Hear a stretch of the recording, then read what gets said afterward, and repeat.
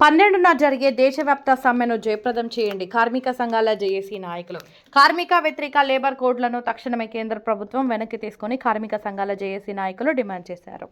కేంద్ర ప్రభుత్వం అమలు చేయడానికి ప్రయత్నిస్తున్న కార్మిక వ్యతిరేక లేబర్ కోడ్లను తక్షణమే వెనక్కి తీసుకోవాలని ఈ నెల 12న జరగనున్న దేశవ్యాప్త సమ్మెను సింగరేణి కార్మికులంతా ఐక్యంగా పాల్గొని జయప్రదం చేయాలని సింగరేణి కార్మిక సంఘాల ఐక్యవేదిక నాయకులు పిలుపునిచ్చారు. సింగరేణి జేఏసీ ఆధ్వర్యంలో RK5 SRP OC గనుల వద్ద నిర్వహించిన గేట్ మీటింగ్లలో ఏఐటీయూసీ డిప్యూటీ ప్రధాన కార్యదర్శి Muske Sammaiah, branch secretary Baji Saida, INTUC ఉపాధ్యక్షులు జట్టి శంకర్రావు, CITU రాష్ట్ర నాయకులు రాజిరెడ్డి, TBGKS ప్రధాన కార్యదర్శి సురేందర్ రెడ్డి, IFTU నాయకులు శ్రీనివాస్ ముఖ్య అతిథులుగా హాజరై మాట్లాడారు. కార్మికుల హక్కులను కాలరాసే విధంగా 29 కార్మిక చట్టాలను రద్దు చేసి వాటిని 4 లేబర్ కోడ్లుగా మార్చడం ద్వారా కార్మికులను కట్టుబానిసలుగా మార్చే ప్రయత్నం జరుగుతుందని వారు విమర్శించారు. వాళ్ళ లిస్ట్ ఇవ్వండి, మీ డిమాండ్ ఇవ్వండి అని అడిగేది. దీన్ని ఇంప్లిమెంట్ చేయబోతున్నారు కాబట్టి ఫిబ్రవరి నెల వచ్చినా ఇప్పటికీ వాళ్ళు ఇవ్వలేదు. కారణం ఏంటంటే ఈ కొత్తగా వచ్చిన చట్టంలో పేమెంట్ ఆఫ్ వేజెస్ యాక్ట్ లేదు. యాజమాన్యం దానికి ఇష్టం ఉంటే పెంచింది, లేకపోతే లేదు. ఒక కమిటీ వస్తుంది, కమిటీ వాటి ఇంత పర్సెంటేజ్ ఇవ్వాలంటే ఇస్తారు. మనం చూశారు కదా, 7th పే కమిషన్ అని గవర్నమెంట్ ఉద్యోగస్తులకి వాళ్ళకి ఏం పెంచారు, 7% పెంచుతున్నామని ఇచ్చారు. వాళ్ళు మనం ఎంత తీసుకుంటున్నాం, 24%, 25%, 27% తీసుకుంటున్నాం. వాళ్ళు 7% పెంచితే చాలని ఇచ్చారు. రేపు రాబోయే రోజుల్లో మనకు కూడా అదే పరిస్థితి రాబోతుంది. అదేవిధంగా కాంపన్సేషన్ యాక్ట్, ఈ రోజు కార్మికులకు దెబ్బ తగిలితే మనకు ఇంటి దగ్గర ఉన్న మనకు జీతం ఇస్తున్నారు. ఏదైనా ఒక అవయవం కనుక పోతే దానికి కాంపన్సేషన్ గా డబ్బు కట్టిస్తున్నారు. అదేవిధంగా ఏదైనా పూర్తిగా మెడికల్ అన్ఫిట్ అయితే దాని బదులు ఉద్యోగం ఇస్తున్నారు. అవన్నీ రావు. మనకు బోనస్ యాక్ట్, మనం తీసుకుంటున్నా ఈ రోజు తీసుకుంటున్న బోనస్లు అవన్నీ ఉండవు, బోనస్లే ఉండవు. ఓన్లీ మీకు సుక్క జీతమే ఉంటుంది. అదేవిధంగా మీకు ఇంకా రావాల్సిన గ్రాట్యుటీ యాక్ట్, ఈ రోజు రిటైర్ అయిన తర్వాత 20 లక్షలు తీసుకుంటున్నాం. ఆ 20 లక్షలు గ్రాట్యుటీ అనేది ఉండదు. CMPF ఇప్పుడు మనకు 12% కట్ అయితే 12% యాజమాన్యం ఇస్తుంది, 24% మన ఖాతాలో పడుతున్నాయి. రేపు దాన్ని 10% చేస్తున్నారు. అంటే 10% మనకి కట్ అయితే 10% యాజమాన్యం కట్ ఇస్తుంది. ఇస్తే 20% అంటే 4% ప్రతి సంవత్సరం మనం నష్టపోతున్నాం. దాంతో పాటుగా ఫిక్స్డ్ రిటైర్మెంట్ ఎంప్లాయ్మెంట్, ఇప్పుడు మన ఉద్యోగం వస్తే 60 సంవత్సరాల దాకా యాజమాన్యానికి ఇష్టం ఉన్నా ఇష్టం కాకపోయినా ఉంటున్నాం. మనం చూశారు కదా, RK6 బంద్ అయింది, అంతకుముందు RK8 బంద్ అయింది. అయినా కార్మికులని ఇక్కడిక్కడే సర్దారు. కానీ రాబోయే రోజుల్లో అది ఉండదు. 4 సంవత్సరాలకు 5 సంవత్సరాలకు తీసుకుంటారు. ఆ పీరియడ్ అయిపోతే తీసేస్తారు. ఎందుకంటే మన మైన్స్ ఎప్పటికప్పుడు బంద్ అయిపోతూ ఉంటాయి. కొత్త మనిషి రాకపోతే ఉన్న వాళ్ళని తగ్గించాలన్నా ఉద్యోగాలన్నీ తీసేస్తారు. ఇప్పటికే సైన్యంలో పెట్టారు కదా, అగ్నివీర్ పేర్ల 4 సంవత్సరాలు. అంటే మంచి వయసులో మిమ్మల్ని ఉన్నప్పుడు 4 సంవత్సరాలు ఉద్యోగం ఇస్తారు. 4 సంవత్సరాల తర్వాత మిమ్మల్ని తీసేస్తారు. ఆ తర్వాత మీకు ఉద్యోగం ఎవరు ఇస్తారు?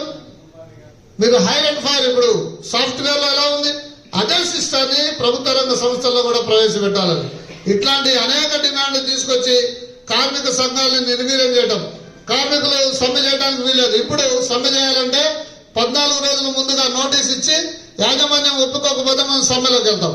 అప్పుడు అట్లా కాదు, 60 రోజుల ముందు ఇవ్వాలి, నెగోషియేట్ చేయాలి, RLC దగ్గరికి వెళ్ళాలి. RLC దగ్గర యాజమాన్యం మేము ఇవ్వము అని ఫెయిల్యూర్ రిపోర్ట్ ఇవ్వాలి. దాంతో పాటుగా ఉన్న కార్మికులలో 51% మంది కార్మికులు మేము సమ్మె చేయడానికి రెడీగా ఉన్నామని ఒప్పుకోవాలి. అప్పుడు సమ్మె చేయాలి. లేకపోతే సమ్మె చేసిన కార్మికుల జీతాల నుంచి కట్ చేస్తారు. అదేవిధంగా కార్మిక సంఘం ఎవరైతే సమ్మె పిలిపించారో ఆ నాయకులని అరెస్ట్ చేసి జైలుకు పంపించే విధానం దాంట్లో పొందుపరిచి పెట్టారు. దాంతో పాటుగా ఒక కార్మిక సంఘం పెట్టాలంటే 7 కార్మికులు ఉండి ఒక కార్మిక సంఘం పెట్టచ్చు. ఇప్పుడు అది లేదు. మనకున్న కార్మికులలో 10% మంది నేను ఈ కార్మిక సంఘంలో పనిచేస్తానని అందరూ సంతకాలు పెట్టి మేము సంఘం పెడుతున్నామంటేనే ఇస్తారు. అది సాధ్యమైందా? 4000 ఇప్పుడు మన సింగరేణిలో సంఘం కొత్తది పెట్టాలంటే 4000 మంది పెట్టాలి. అది కూడా ఎలక్షన్లు పెట్టి ఎలక్షన్లలో 51% ఓట్లు ఎవరికైతే వస్తారో వాళ్ళే గుర్తింపు సంఘం, వాళ్ళే అగ్రిమెంట్ చేయాలి. అంతకన్నా తక్కువ వస్తే గుర్తింపు సంఘం లేదు. 50% వచ్చినా 49% వచ్చినా గుర్తింపు సంఘం లేదు.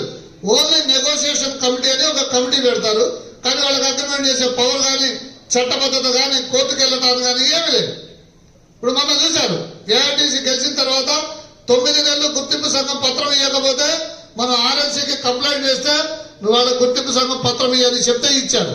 కానీ రేపు ఇవ్వరు, అసలు గుర్తింపు సంఘం పత్రమే ఉండదు. నువ్వు మాట్లాడితే వెళ్తావు అంతే, దానికన్నా ఏం లేదు, అగ్రిమెంట్ చేసే అథారిటీ లేదు. ఇలాంటి అనేక డిమాండ్లు తీసుకొస్తున్నారు. కాబట్టి రాబోయే రోజుల్లో మనకు మనుగడ ఉండదు, మన కార్మికులకు మనుగడ ఉండాలి. ఈ దేశంలో ప్రభుత్వ రంగ సంస్థలు ఉండాలి. ప్రభుత్వ రంగ సంస్థలు ఉండబట్టే మనం ఈ పరిస్థితిలో ఉన్నాం. ఈ ప్రాంతంలో సింగరేణి లేకపోతే మనం ఎలా ఉండేవాళ్ళం ఆర్థికంగా? మీరు పక్కకి వెళ్ళండి, ఆసిఫాబాద్ వెళ్ళండి, నిర్మల్ వెళ్ళండి, ఆదిలాబాద్ వెళ్ళండి. మనం ఉన్నంత రిచ్ గా మనం ఉన్నట్టుగా ఉన్నామా? మనలాగా ఆర్థికంగా బలంగా ఉన్నారు వారు. కారణం ఏంటంటే ఈ ప్రభుత్వ రంగ సంస్థలు ఉన్నాయి కాబట్టి. అందుకనే ప్రభుత్వ రంగ సంస్థలను ఏర్పాటు చేయాలని స్వాతంత్రం వచ్చిన తర్వాత నెహ్రూ లాంటి మహానాయకులందరూ కలిసి ప్రభుత్వ రంగ సంస్థలు మినీరత్న, నవరత్న కంపెనీల పేరుతో ఏర్పాటు చేశారు. వాటిని ఇప్పుడు అమ్ముకుంటున్నారు. కాబట్టి ఇవన్నీ మీరు ఆలోచించి, ఈ ప్రమాదం మీకే, కొత్తగా వచ్చిన ఉద్యోగస్తులకే. ఇంకా 30 సంవత్సరాలు మీరు ఉద్యోగం చేయాలి. మీకు గనక ఆ భద్రత లేకపోతే మీరు ఉండగలుగుతారా? ఇంతమంది ఇదే సింగరేణిలో వాలంటీర్ రిటైర్మెంట్ ఇచ్చి పంపించారు. రేపు మీకు కూడా అదే పరిస్థితి వస్తుంది. ఈ పరిస్థితులు అసలు కొత్త మైన్స్ లేవు, పాత రోజుల్లో ఉన్న మన మైన్స్ అన్నా ఉన్నాయి. కాబట్టి ఇవన్నీ మీరు ఆలోచించాలి. దాంతో పాటుగా పాత కార్మికులు ఎవరైతే రిటైర్ అయ్యే వాళ్ళు ఉన్నారో మీకు కూడా ప్రమాదం ఉంది.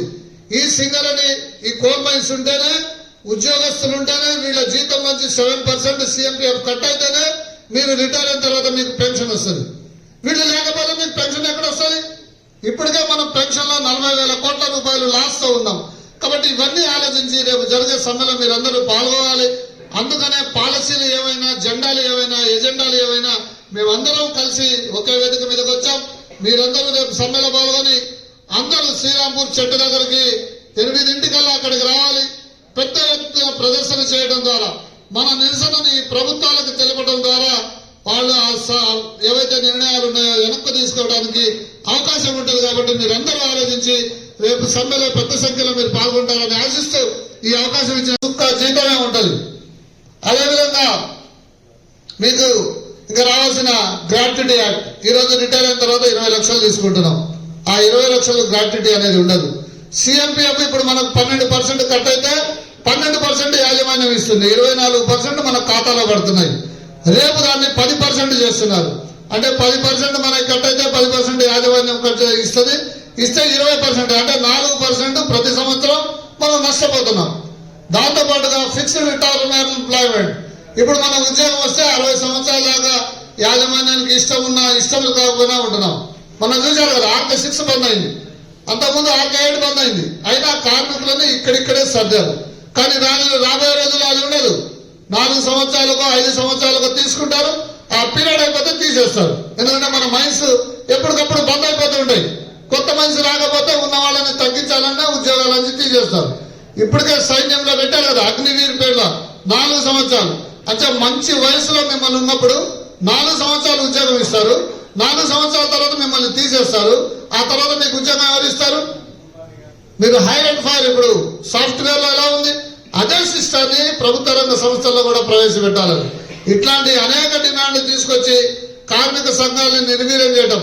కార్మికులు సమ్మె చేయడానికి వీలేదు. ఇప్పుడు సమ్మె చేయాలంటే 14 రోజుల ముందుగా నోటీస్ ఇచ్చి యాజమాన్యం ఒప్పుకోకపోతే మనం సమ్మెలోకి వెళ్తాం.